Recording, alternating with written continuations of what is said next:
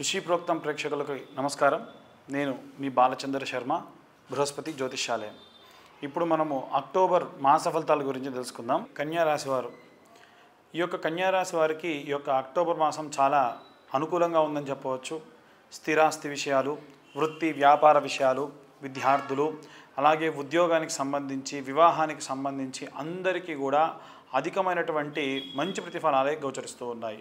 ఇక ధనధాన్యాలకు సంబంధించి, అంటే మీ యొక్క పంట దగ్గర నుంచి వచ్చేటువంటివి కానీ, మీకు రావాల్సిన డబ్బు కానీ, భూ సంబంధితమైనటువంటి వివాదాల్లో కానీ, ఏవైనా సరే కోర్టుకు సంబంధించి ఏవైనా సరే మీకు వివాదాలు ఉంటే అవన్నీ కొట్టివేయడం కానీ ఎక్కువగా శుభ ఫలితాలు గోచరిస్తూ ఉన్నాయి.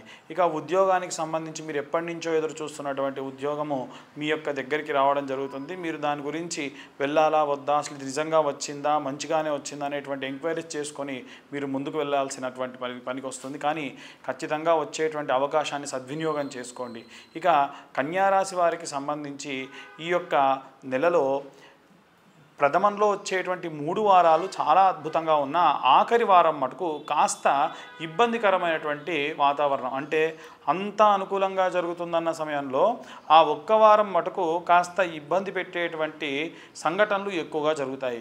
అంటే మిమ్మల్ని రమ్మన్న వారు ఆపడం కానీ, లేదా మీకు డబ్బులు ఇస్తానన్న వారు ఆగడం కానీ, లేకుంటే మీరు ఏదైనా సరే పని కోసం వెళ్తూ ఆ యొక్క ఫైలో లేకుండా ఆ యొక్క ధనమో లేకుండా ఆ యొక్క పర్మిషన్ కోసం ఎదురు చూస్తుంటే అవి పోస్ట్ పోన్ జరిగేటువంటి అవకాశం ఉంది. కాబట్టి వీలైనంత వరకు మొదటి 3 వారాల్లోనే ఆ పనులన్నీ కూడా పూర్తి చేసుకునేటువంటి పని చేయడం ఉత్తమం.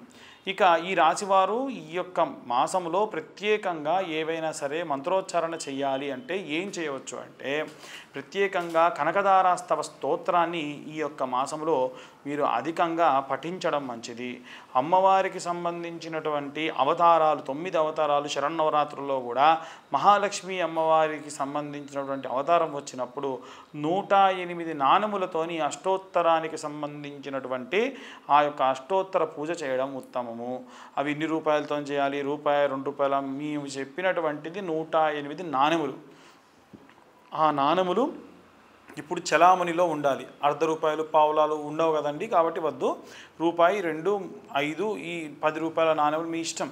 ఆ నాణెములన్నీ కూడా మీరు అష్టోత్తరం చేసిన తర్వాత తీసుకొచ్చి మీ ఇంట్లో మీ మాస్టర్ బెడ్రూమ్లో లాకర్లో ఒక గాజు కప్పులో పెట్టి దాని నిండా నింపి పెట్టండి.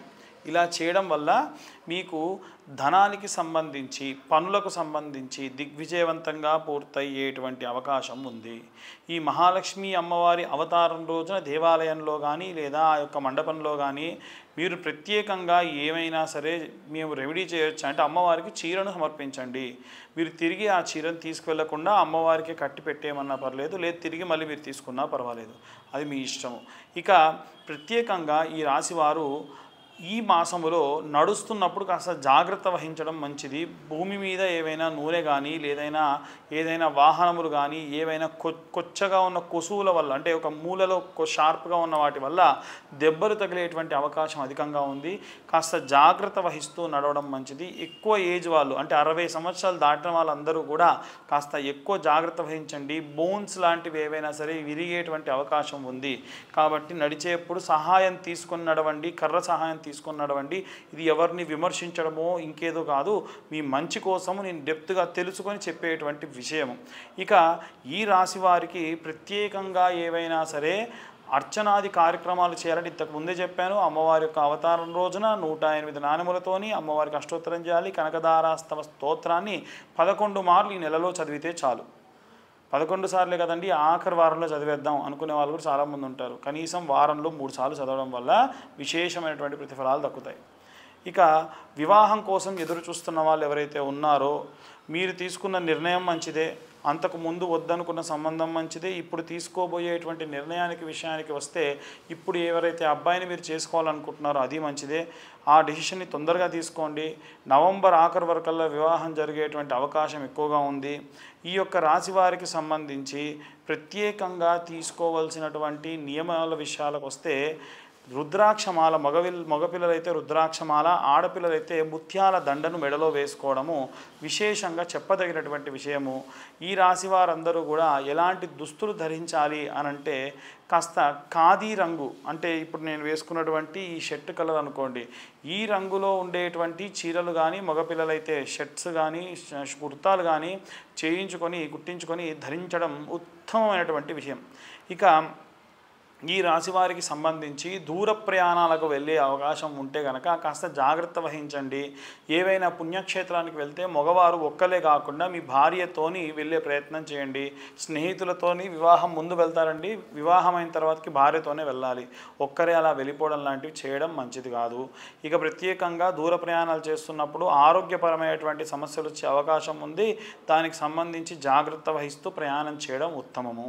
ఇక ఈ రాశికి సంబంధించి ఇంట్లో ఉండేటువంటి గృహిణుల విషయానికి వస్తే కనుక చాలా ఉల్లాసమైనటువంటి ఇష్టమైనటువంటి మాసం కూడా మీకు ఇది. కాబట్టి ఈ నెలలో వీలైనంత వరకు అమ్మవారికి సంబంధించి 9 రోజుల్లో కూడా 9 రకాలైనటువంటి అవతారములు ఏమిటి, వాటికి సంబంధించిన విశేషత తెలుసుకోండి. వీలైతే దేవాలయాల్లో మీ దగ్గరలో ఉన్న ఏదో ఒక దేవాలయాల్లో అమ్మవారికి అలంకారం చేస్తే వెళ్ళి చూడండి, లేదా అమ్మవారి యొక్క మండపాలు పెడితే ఆ మండపం దగ్గరికి వెళ్ళైనా సరే చూడండి. ఇలా చేయడం వల్ల విశేషమైనటువంటి ప్రతిఫలాలు ఈ రాశి వారికి దక్కేటువంటి అవకాశం మెండుగా ఉంది. ఇవి ఈ యొక్క రాశివారి యొక్క కన్యా రాశి వారి యొక్క ప్రత్యేకమైనటువంటి విశిష్టతలు. స్వస్తి.